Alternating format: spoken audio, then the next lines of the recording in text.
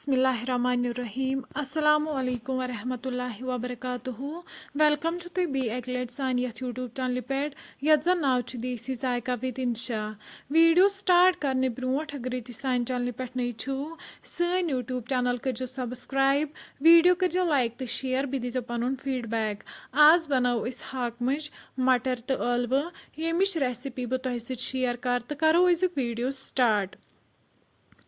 Recipe बनाने खतर नमज हाक मंज बे निमित मटर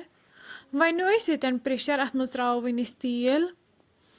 तेल युथी गरम गि अत मज त्रवन गंड ये गोडनेथ न्युक न्युक कर थोमुत गंड असल पे फ्राई करुन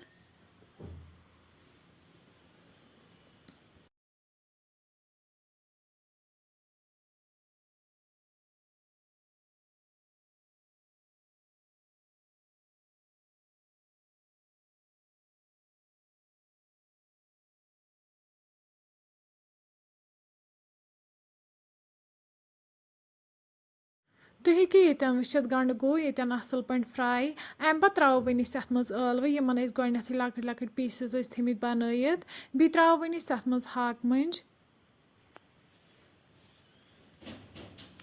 लास्टस पे त्रवन अत मज नून चमचे नून करो वन हाक मंजन तो aalवन सत असल पे मिक्स वन हाक मंज तो aalव तीस कालस फ्राई करें यीतिस कालस यम 80% फ्राई गसन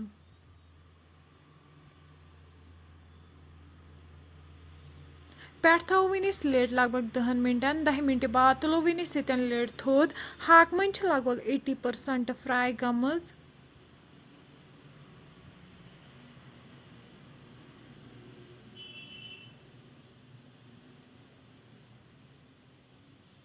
हाक मंज तो aalव युथी 80% फ्राई गसन अम पत करो वन अत मज मटर ऐड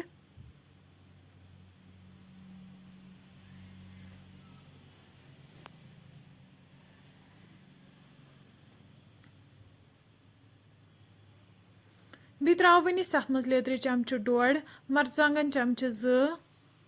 तो बादान पाउडर चमचु 2 यम सारी मसाल करो असल पे मिक्स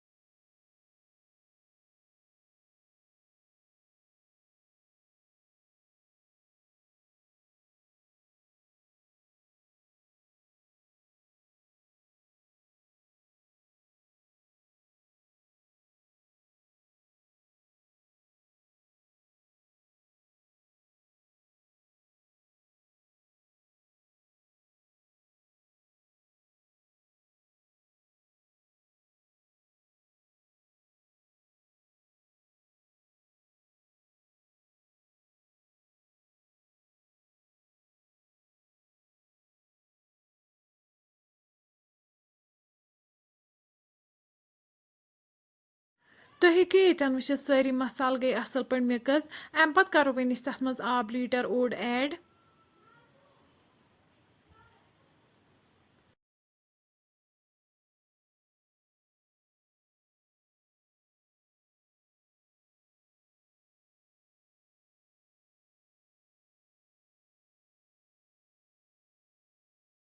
वन थो पे ठांड यीत कलस अत ग्रेख यप चीट मसाल निमुत सब्ज ٲल बड़ ٲल दालचीन यह मसाल करो वन अथ मज ऐड युथी अत ग्रेख वन करो यह मसाल अथ मज ऐड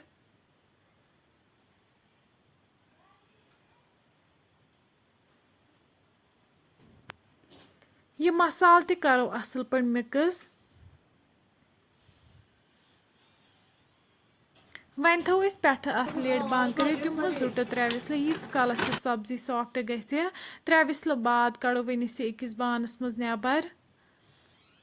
सन रेसिपी ये बिल्कुल तैयार अम पत करो वन सब्जी गर्मा गर्म सर्व बतस सत फ्रेंड्स अगर तुम सोन अजुक वीडियो पसंद आमुत सन यूट्यूब चैनल करो सब्सक्राइब वीडियो करो लाइक तो शेयर बे दीजो पन फीडबैक अल्लाह हाफिज।